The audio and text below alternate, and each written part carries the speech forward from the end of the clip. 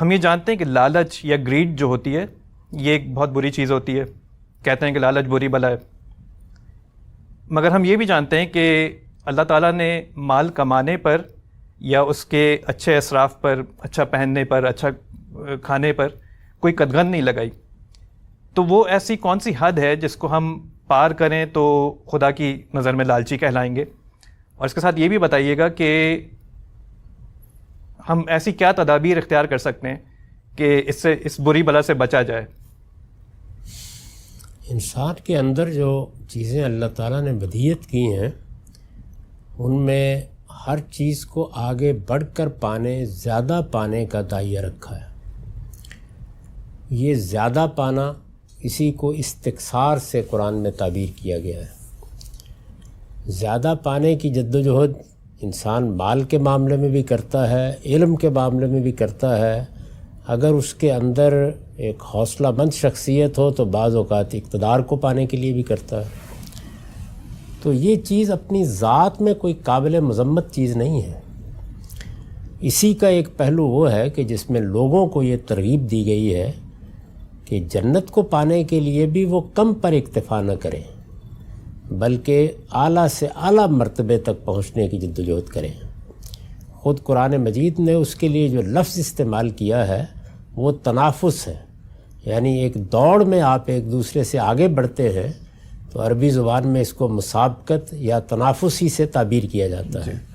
تو جنت کے بارے میں فرمایا ہے کہ وَفِي ذَلِكَ فَلْيَتَنَافَسِ الْمُتَنَافِسُونَ، یعنی وہ لوگ کہ جو ایک دوسرے سے دوڑ لگا کے آگے بڑھنا چاہتے ہیں وہ کوشش کریں کہ جنت کی دوڑ میں دوسروں سے آگے بڑھیں. تو اس کا مطلب یہ ہوا کہ زیادہ پانا، اس کے لیے جد و جہد کرنا، یہ اپنی ذات میں کوئی بری چیز نہیں ہے. یہ چیز بری کب بنتی ہے؟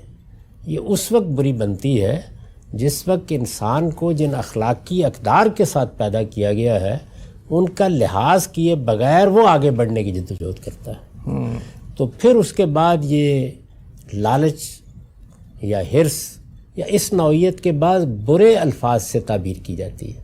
گویا ایک ہی چیز ہے، جب وہ صحیح حدود میں ہوتی ہے تو اس کو اللہ تعالیٰ پسند بھی کرتے ہیں، اس پر تحسین بھی کرتے ہیں، بلکہ اس کی ترغیب دیتے ہیں. اور وہی چیز جو اخلاقی تقاضوں کے خلاف ہو جاتی ہے، کیونکہ انسان کو اخلاقی تقاضوں کا شعور دیا گیا ہے، اس میں ایک بڑا تقاضا یہ بھی ہے کہ انسان آگے بڑھنے کی جد و جہد کا ہدف اس دنیا میں جنت کو بنائے. جنت کو ہدف بنانے کا مطلب کیا ہے؟ مطلب یہ ہے کہ اخلاق کی پاکیزگی کے ساتھ آگے بڑھے، یعنی خیر میں آگے بڑھنا، نیکی میں آگے بڑھنا، انفاق میں آگے بڑھنا، اسی طرح اللہ کے دین کی خدمت کرنے میں آگے بڑھنا، اپنے اعزاء اقربا رشتہ داروں کے حقوق ادا کرنے میں آگے بڑھنا. یہ ساری چیزیں بڑی مطلوب، بڑی محمود اور ہر لحاظ سے قابل تحسین ہے.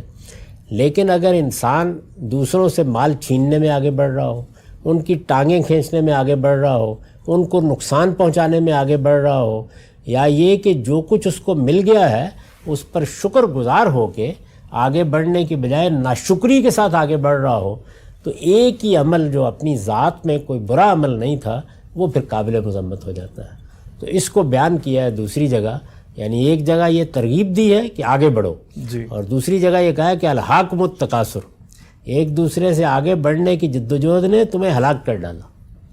تو یہ دونوں چیزیں جو ہیں یہ اصل میں انسان کے اخلاقی وجود سے ماپی جاتی ہیں. یعنی اگر تو وہ اعلیٰ اخلاقیات کو سامنے رکھ کے آگے بڑھ رہا ہے تو محمود، اور اگر وہ اخلاق کے آلودہ پہلوؤں کو سامنے رکھ کے آگے بڑھ رہا ہے تو قابل مذمت. تو بس اسی اصول پر اس کو دیکھنا چاہیے. تو مطلب اپنے حدود کو پہچاننا جو ہے یہ سب سے بڑی یعنی اخلاقی حدود، کیونکہ انسان کا جو حسن ہے وہ اصل میں اس کے اخلاقی وجود میں ہے. انسان کی سیرت اور کردار بنتا ہی اعلیٰ اخلاق سے ہے.